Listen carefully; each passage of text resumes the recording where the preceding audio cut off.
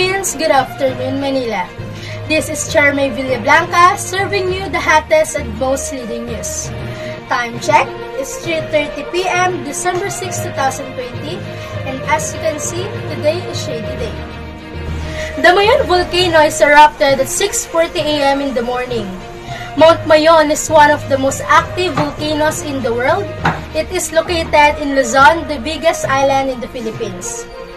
Volcanoes in the Philippines is well known for its perfect cone shape, which is actually signals how dangerous volcano can be. Mount Mayon has been spewing ash, rocks, and mud since November 30, 2020 on Monday, as it prepares to erupt in what is expected to be a big wave. The alert went out after a loud explosion was heard.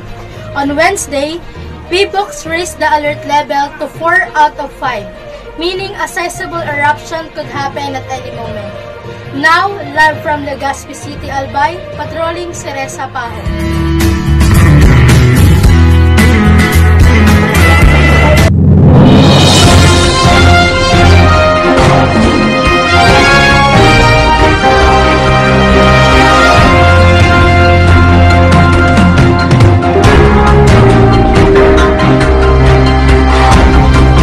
Yes, Miss Cherry, you're right. The Mayon volcano is still at an abnormal condition right now because of the magma under the volcano is constantly shifting. It is difficult to predict the exact details of an eruption. However, given Mayon's history and the activity it has shown this month, a dangerous and deadly explosion is a distinct possibility.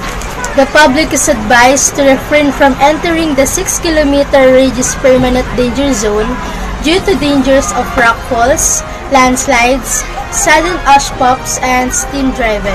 Reminds everyone close to the Mayon volcano to evacuate due to severe ash fall.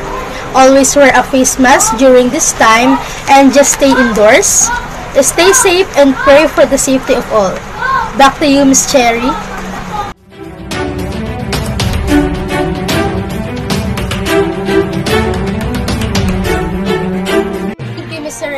About the update of Mayon volcanic eruption. Just like what she said, always wear a face mask and stay indoors. Stay safe everyone, and let us pray for the safety of all. Just focus on CMB News Report for more updates. Thank you.